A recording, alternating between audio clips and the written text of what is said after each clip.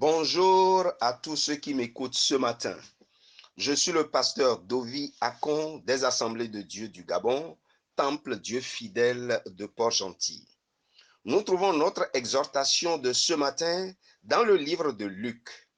Luc chapitre 15 du verset 11 au verset 24. Nous lirons seulement les versets 17, 18 et 19.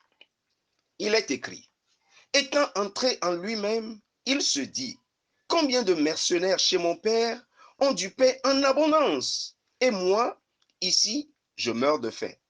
Je me lèverai, j'irai vers mon père, et je lui dirai: mon père, j'ai péché contre le ciel et contre toi.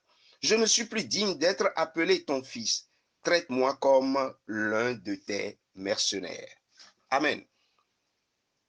Voici une longue histoire que nous allons essayer de résumer. Un père avait deux fils. À un moment donné, le plus jeune demande à son père de lui donner les biens qui devraient lui revenir parce qu'il a décidé de partir. Son père fait exactement ce que le jeune homme a demandé. Le jeune homme prend les biens et s'en va. Il s'en va dans un pays lointain. Et là, il a commencé à mener une vie de désordre, une vie de débauche. À un moment donné, il n'avait plus rien et une famine survint dans le pays. Il a cherché du travail, il n'a pas trouvé. Finalement, un habitant du pays le recrute pour nourrir les pourceaux. À un moment donné, il avait tellement faim qu'il aurait voulu se rassasier de cette nourriture des pourceaux, mais on ne lui permettait même pas de l'utiliser. Alors, il entre en lui-même et il prend la résolution de revenir chez son père. Voilà un enfant qui a commis beaucoup de bêtises, qui s'est égaré, qui réfléchit maintenant et qui revient à son bon sens.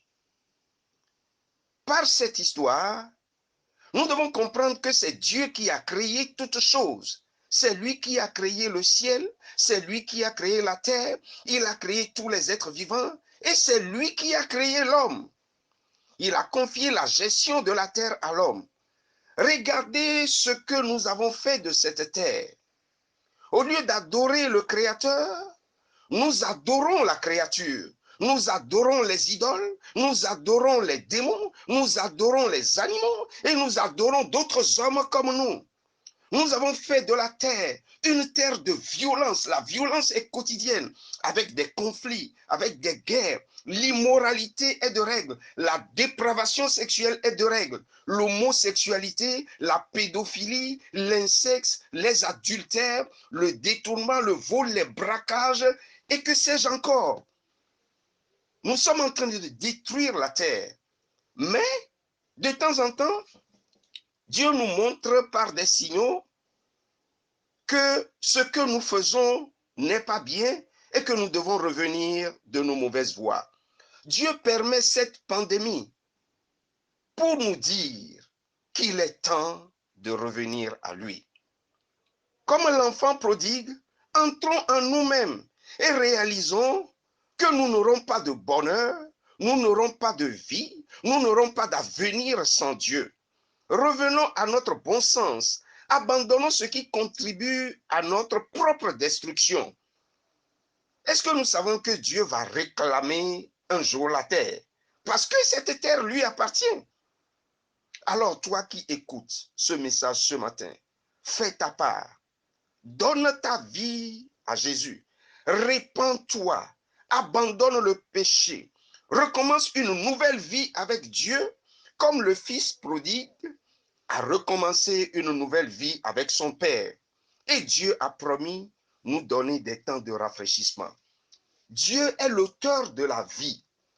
Si nous revenons à lui, nous réalisons que ce que nous faisons n'est pas bien, nous abandonnons et nous revenons à lui, il est prêt à nous donner des temps de rafraîchissement.